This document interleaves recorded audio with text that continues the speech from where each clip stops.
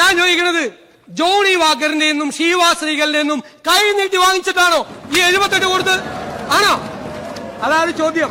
കാരണം മദ്യവ്യാപനം തടയാൻ വേണ്ടിയിട്ട് 28 ബാറിൽ നിന്ന് 900 ചില്ലാൻ ബാറായിട്ട് വർദ്ധിപ്പിച്ചു.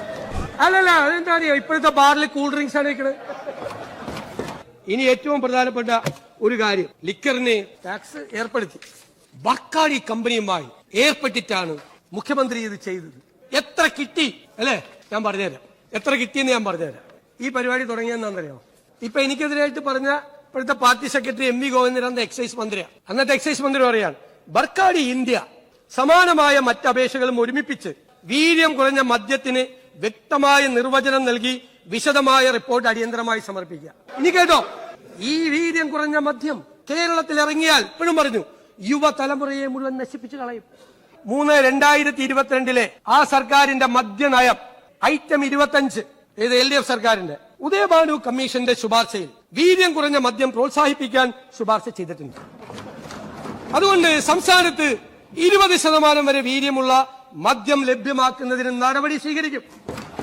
വീര്യം കുറഞ്ഞ മദ്യം കേരളത്തിൽ ഇറങ്ങിയാൽ അപകടമാണ് എന്ന് പറഞ്ഞ സർക്കാരിന്റെ മദ്യനയം ബഹളമൊന്നും ഉണ്ടാക്കണ്ട, മുഴുവൻ കേക്ക്. അന്നത്തെ എക്സൈസ് മന്ത്രി അസംബ്ലിയിൽ പറഞ്ഞ ഉത്തരം, ബക്കാടി ഇന്ത്യ ലിമിറ്റഡ് എന്ന സ്ഥാപനം അവരുടെ ഉൽപ്പന്നങ്ങളായ ബ്രീസർ, ബക്കാടി പ്ലസ് എന്നീ ലഹരി പാനീയങ്ങൾ കേരളത്തിൽ വിൽപ്പന നടത്തുന്നതിന് അനുമതിക്ക് അപേക്ഷ സമർപ്പിച്ചിരുന്നു. 2022-23 വർഷത്തിലെ മദ്യനയത്തിൽ പ്രഖ്യാപിച്ചിട്ടുള്ള പ്രകാരം 0.5 മുതൽ 20 വരെയുള്ള ആൽക്കഹോൾ കണ്ടന്റുള്ള മദ്യം വിപണനം നടത്തുന്നതിന് വിദേശ മദ്യ ചട്ടത്തിൽ ഭേദഗതി വരുത്തിയിട്ടുണ്ട്.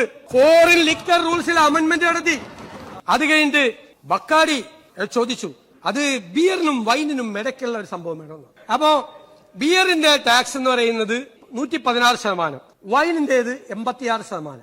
ഇതിന്റെ ഇടയിൽ ഒരു ടാക്സ്, അതിന്റെ നടപടിക്രമങ്ങൾ ഫയലായി. ഇലക്ഷൻ ആയതുകൊണ്ടാണ് കൊടുക്കാറുള്ളത്.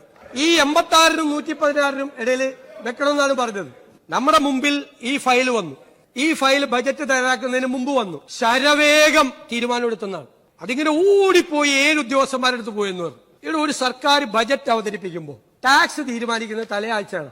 തലേദിവസം രാത്രിയാണ് ഫൈനലൈസ് ചെയ്യുന്നത്, ആണല്ലോ.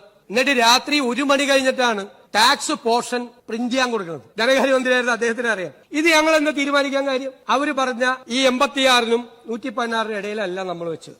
നമ്മൾ 0.5 തൊട്ട് 10 വരെ 120% വെച്ചു. 10% മുതൽ 20% വരെ 175% വെച്ചത്. മറ്റ് സംസ്ഥാനങ്ങളുടെ എല്ലാം ഈ വീര്യം കുറഞ്ഞ മദ്യത്തിന്റെ ടാക്സ് പരിശോധിച്ചു. കേരളത്തിലാണ് ഈ വെച്ചിരിക്കുന്നതാണ് ഏറ്റവും കൂടിയ ടാക്സ്. ഇനി ഒരു കാര്യം കൂടി അറിയണം. നമ്മുടെ മുൻ ധനകാര്യമന്ത്രി 2018-19 ഒരു ടാക്സ് അവതരിപ്പിച്ചു. എന്തിനാണെന്നറിയോ?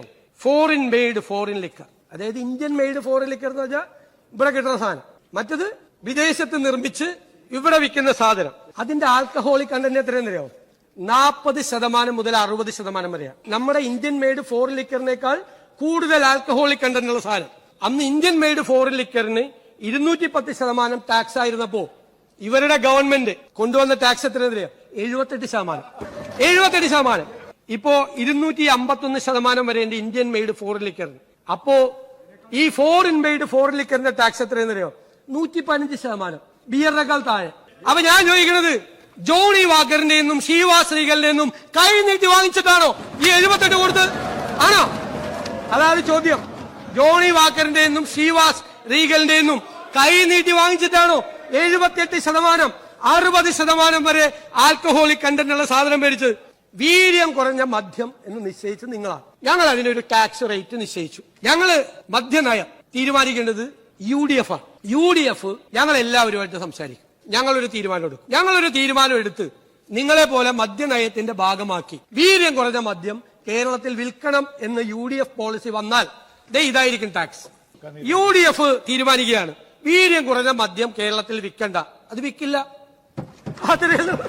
അത് പൊളിറ്റിക്കൽ ഡിസിഷനാണ്. ധനകാര്യമന്ത്രിക്ക് അറിയാം. ടാക്സ് തീരുമാനിക്കുന്നതിന് മുമ്പ് ആ ഡിപ്പാർട്ട്മെന്റുമായിട്ട് സംസാരിക്കുമോ? അവരുടെ പ്രപ്പോസൽ മേടിക്കും, അവരുമായിട്ട് സംസാരിക്കില്ല, അല്ലെ? ഞാൻ ഈ ലിജു എന്റെ മുറിയിലേക്ക് വന്ന് എന്നോട് സംസാരിക്കും എന്ന് പത്രവാർത്ത കണ്ടിട്ട് ഞാൻ ലിജുവിനോട് ചോദിച്ചിട്ട്, നീ വരുന്നില്ലേ? നീ എന്ന് വെച്ചാൽ അവൻ എന്റെ അനുജനാണ്. അതുകൊണ്ട് ഞാൻ ചോദിച്ചു, പാവമ്പുറേ 2-3 കാര്യം പറയാനുണ്ടായിരുന്നു. ഈ വാർത്ത വന്ന കാരണം എനിക്ക് അങ്ങോട്ടും വരാൻ പറ്റുന്നതാണ്. ഇതാണ് സ്ഥിതി, അല്ലെ? ഇതാണ് സ്ഥിതി. ഇനി ഈ ഞങ്ങൾ ദൈനംദിന അഡ്മിനിസ്ട്രേറ്റീവ് കാര്യങ്ങൾക്ക് ഫയല് കൊണ്ടുകൊണ്ട് KPCC പോവില്ല. അത് മനസ്സിലായല്ലോ. മുഖ്യമന്ത്രി അറിയാതെ ഫയൽ അടിച്ചു മാറ്റി പാർട്ടി ഓഫീസിൽ കൊണ്ടുപോയി അംഗീകാരം മേടിക്കുന്ന പരിപാടിയൊന്നും ഈ ഗവൺമെന്റിലുണ്ടാവില്ല. ഇനി വേറൊരു കാര്യം, മദ്യത്തിന്റെ വ്യാപനം അരുത്. ഈ സർക്കാർ നമ്മളോട് ഉപദേശിക്കുകയാണ്, മദ്യം വ്യാപിപ്പിക്കും. 28 ബാറുണ്ടായിരുന്നു ശ്രീ പിണറായി വിജയൻ 2016 മുഖ്യമന്ത്രിയാവുമ്പോ.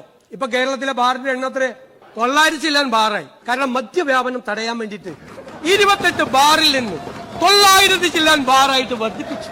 ബീവറേജ് കോർപ്പറേഷന്റെ അതെന്താ അറിയോ, ഇപ്പോഴത്തെ ബാറിൽ കൂൾ ഡ്രിങ്ക്സ് ആണ് വെക്കുന്നത്. മനസ്സിലായില്ലേ? 28 ബാറിൽ നിന്ന് 900 ചില്ലാൻ ബാറാക്കി കേരളത്തിൽ മദ്യം ഒഴുക്കിയ ഒരു സർക്കാരിന്റെ പ്രതിനിധികൾ വന്ന് ഞങ്ങൾക്ക് ഉപദേശം നൽകുകയാണ്, മദ്യം വ്യാപിപ്പിക്കരുത്, മദ്യം വിഷമാണ്. ഞങ്ങൾ ഇതിന്ന് അങ്ങനെയൊന്നും പറയാത്താണ്. പക്ഷേ എത്ര കിട്ടിയെന്ന് ചോദിച്ചു കഴിഞ്ഞാൽ ഇതല്ലേ മറുപടി കൊടുക്കേണ്ടത്, അല്ലേ? എത്ര കിട്ടിയെന്ന് ചോദിച്ചു കഴിഞ്ഞാൽ അവരോടൊക്കെ എത്ര പ്രാവശ്യം മേടിച്ചു എന്നാണ് ചോദിക്കേണ്ടത്. ഞാൻ ചോദിക്കില്ല.